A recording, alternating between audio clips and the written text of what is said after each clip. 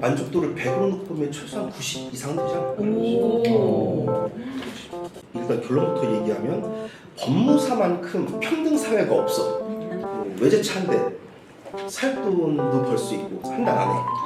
그러니까 아직까지는 법무사 자격증을 가지고 돈을 못 번다고 하면 그럼 자격증 탓하면 내 탓이야. 나 스스로의 탓. 그래야 발전을 하지 사람이. 안녕하세요. 홍진주 법무사입니다. 오늘은 현직 법무사 선배님이랑 이번에 합격한 따끈따끈한 30기 후배 법무사님들이랑 평소 법무사에 대해서 많은 분들께서 궁금해하셨던 거를 질문 답변해보는 시간을 가질 건데요. 법무사님 소개 좀 부탁드립니다. 안녕하세요. 저는 유종희 법무사라고 하고요. 17회 법무사 시험에 합격해서 올해 만으로 12년, 횟수로 13년 차 됐고 현재는 대한법무사협회 이사 그리고 법무사연수원 교수를 하고 있습니다. 반갑습니다. 정말 대단하신 분이 나오셨거든요. 그래서 모시기 어려웠습니다. 그래서 여러분들 좀 재밌게 봐주셨으면 좋겠고요. 우와. 오, 뭐야? 하나씩 이제 그냥 드세요. 젓가가 왜 이렇게 생겼어? 와. 맛있다. 맛있어. 되게 고급진 맛이다. 선물용으로 정말 괜찮겠다.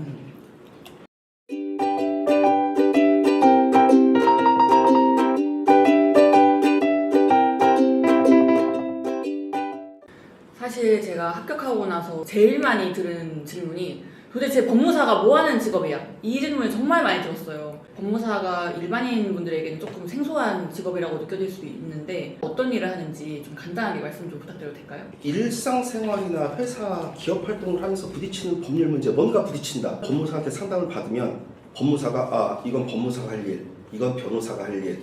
우리 일상생활에서 겪고 있는 거의 모든 법률 문제에 우리가 다 개입한다고 봅니다. 그럼 법무사님은 법무사를 직업으로 선택하신 이유가 딱 있으신가요? 법무사가 무슨 직업인지 전혀 몰랐는데 직장 생활을, 조직 생활을 할 수 없는 성격, 자유로운 영혼이라 할 수 없다는 걸 알고 뭘 할까 찾다가 인터넷에서 어떤 분이 댓글로 법무사 2년만 공부하면 합격한다고 해서 2년 공부하면 되겠구나 해서 시작을 했는데 나 때는 사법시험이 같이 있었던 시절이니까 지금과 좀 다르게 그때는 보통 5년 이상씩 공부를 해야 합격할 수 있던 시절이었으니까 평균적으로 그분을 원망을 많이 했었지. 법무사라는 직업에 대해서 만족하세요? 만족도를 100으로 놓고 최소한 90 이상 되지 않을까? 아니, 그렇게 직업 만족도가 높은데 그러면은 그 만족도가 높은 법무사의 장점에는 또 어떤 게 있다고? 전문직의 장점일 것 같은데 일단 정년이 없다. 60대 초반이면 나와야 돼. 공무원이 됐던 대기업이 됐던 어디가 됐든 버틴다는 정년까지 버틴다는 전제하에 그러면 우리 평균 수명이 80대 중후반까지 올라있는 대한민국 사회에서 사회활동을 경제활동을 할 수 있는 원하는 만큼 할 수 있다는 정년이 없다는 게 가장 큰 장점인 것 같고 직장인은 딱 급여가 정해져 있잖아. 전문 직업은 내가 당장 적자가 날 수도 있지만 당장 다음 달에 아파트 한 채 살 돈을 바로 벌 수도 있어.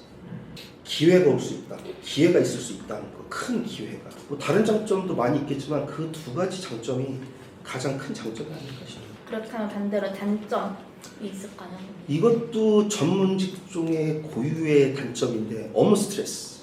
이 일을 잘 끝내야 되는데 그 업무 스트레스가 정신적인 스트레스가 전문직은 다시 업무 스트레스. 그래서 그 스트레스를 해소하는 방법을 각자 나름대로 찾아야 돼.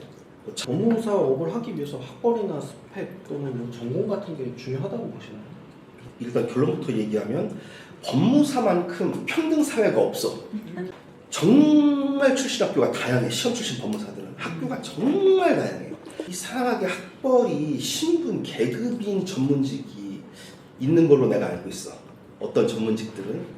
그런데 우리 법무사 같은 경우는 시험만 합격하고 나면 학벌 같은 건 전혀 고려사항이 아니고 다 개인 능력, 자기의 업무 능력에 따라, 뭐 자기 성격에 따라 뭐 수입이나 사무실 운영 이런 게 좋아지고 나빠지고지 학벌 때문에 받는 영향은 거의 없다고 보는데 그래서 학벌 필요 없고 나의 능력이 대부분을 좋아요.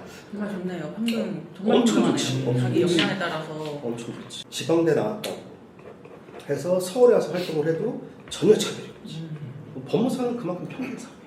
정말 좋아. 법무사 시험 합격 후 개업과 취업을 고민하시는 법무사님들이 많은데 선배님의 생각은 어떠신지?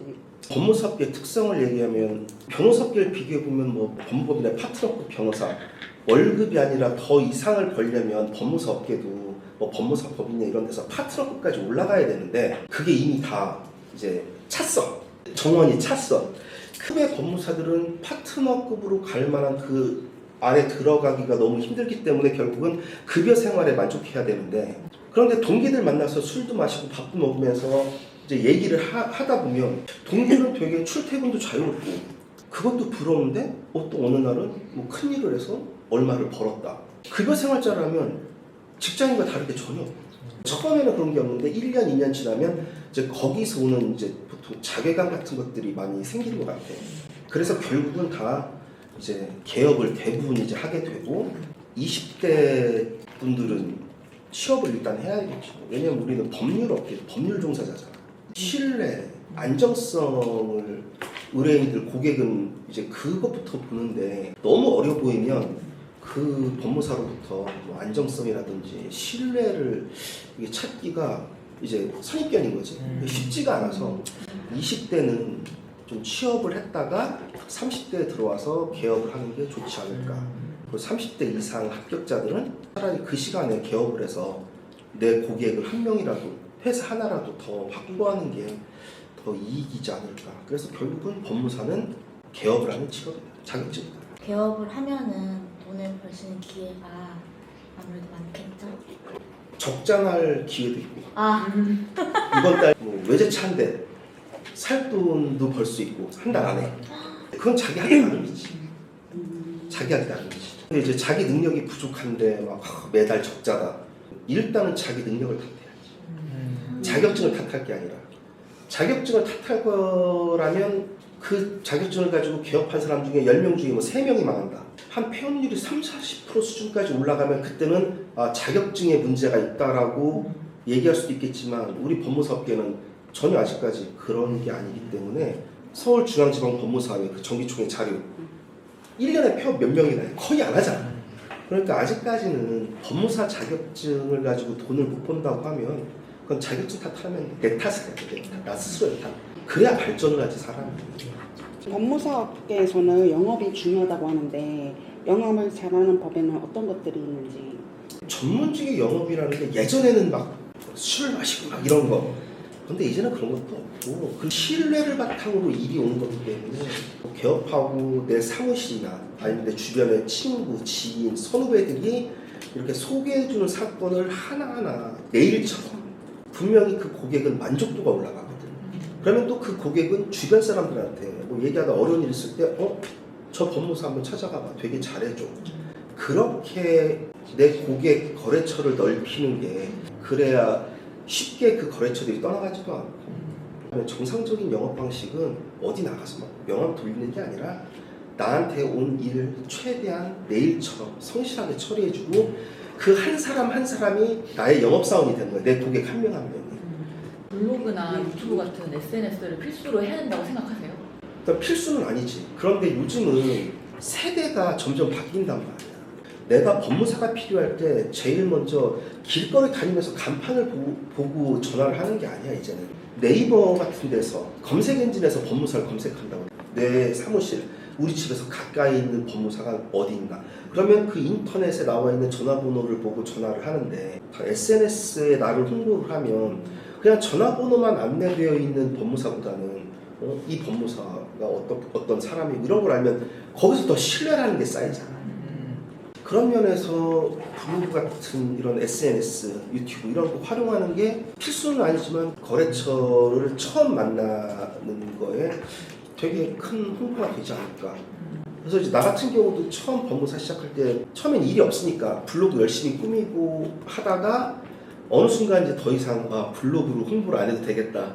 그래서 수백 개의 글을 내가 다 지워버렸지. 지우셨어요? 이미 기존의 거래처만으로도 지금 너무 정신이 없으니까 그때쯤이면 다들 블로그나 유튜브나 이런 거의 필요성이 이제 사라지니까 슬슬 등한시하게 되고 이제 접게 되겠지.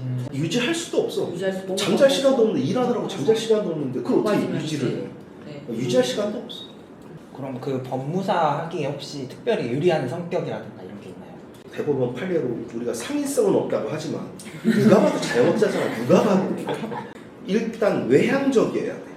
이제 법무사는 정말 여러 사람을 만나야 되고 하루에도 전화를 수십 번을 받아야 되고 통화를 해야 되고 이런 여러 사람을 만나야 되는 직업이기 때문에 성격이 일단 외향적이어야 돈을 잘 벌 수 있는 가능성이 높아지고 그렇다고 해서 뭐 내성적인 성격이면 돈을 못 버느냐? 그건 또 아니지.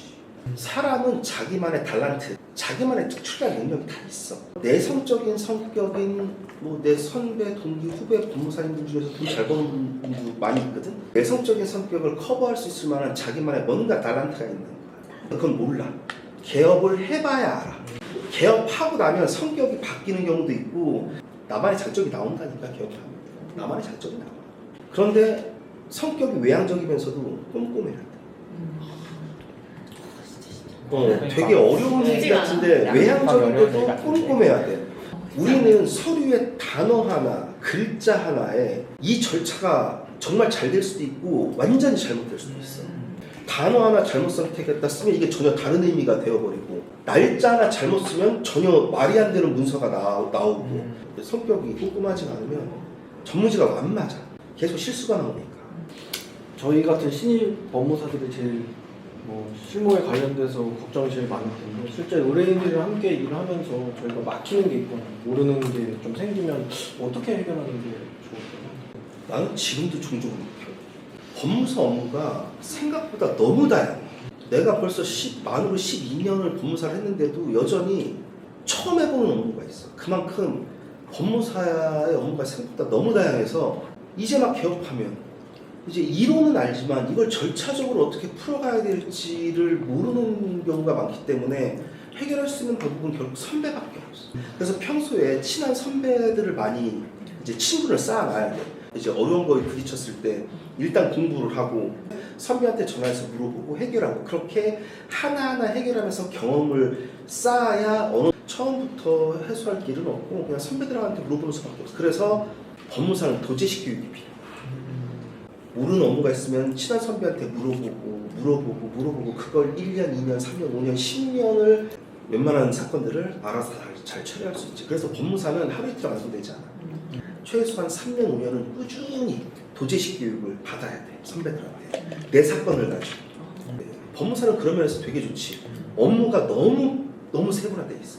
일반인 분들께서는 전혀 모르는 법무사가 되어야만 알 수 있는 우리가 할 일이 이렇게 많은가? 업무가 이렇게 다양한가? 잘 몰라. 야, 전화하지 마. 안 받아. 그럼 그 법무사 일 하시면서 특히 뭐 뿌듯할 때나 뭐 보람을 느낄 때라든가 이럴 때가 있나요? 어려운 분이 몇억 원의 대여금 청구 소송이 들어왔는데 원고가 은행이고 자산관리공사고 막 이런 거야. 원고가. 근데 너무 억울하다는 거야. 자기 옛날에 집도 경매로 넘어갔고 해서 나는 내 재산 다 줬는데 몇 년 후에 와서 이렇게 소송이 들어와서 너무 어렵다라고 경매 기록 다 쭉 보니까 손을 줘도 안 산다더라고. 그리고 또 금융권 채권이잖아. 금융채권. 그래서 5년 상사채권. 손을 줘. 뭐 일방이 상행이어도 상사시효 적용되잖아. 상법에 보면 무조건 이겼지. 무조건 원고 청구 기각. 그래서 그분이 나한테 생명의 은인이다. 근데 나는 별로 한 게 없거든. 그래서 그런 거 볼 때마다 큰 보람을 느끼고 이제 법인 일을 회사 일을 할 때는 정말 이제 막 법인을 설립해서 직원도 한 명도 없이 아니면 직원 한 명하고 아니면 친구들끼리 동업해서 이렇게 회사를 설립해서 투자를 받고 이러면서 투자자와 투자계약서가 나한테 어떤 위험이 있을까 이런 거 하나하나 다 조언을 해주면서 쭉 지내온 회사가 상장 준비를 해요. 진짜 보람 들었다. 그래서 법무사님 지금 상장 주관사에서 지금 이거를 준비해야 된다고 해요. 그러면 막 주식 분할 등기하고 주식 유통성 늘려야 되니까 상장을 하고 나면 그런 거 할 때 정말 큰 보람을 느끼지. 그래서 진짜 법무사는 내 거래처, 내 고객이 잘 되는 걸 봐야 보람을 느끼지 안 되면 나까지 땅이네. 내 거래처, 내 고객과 같이 상생하는 직업이야. 그래서 법무사의 보람은 그런 데서 얻는 거야.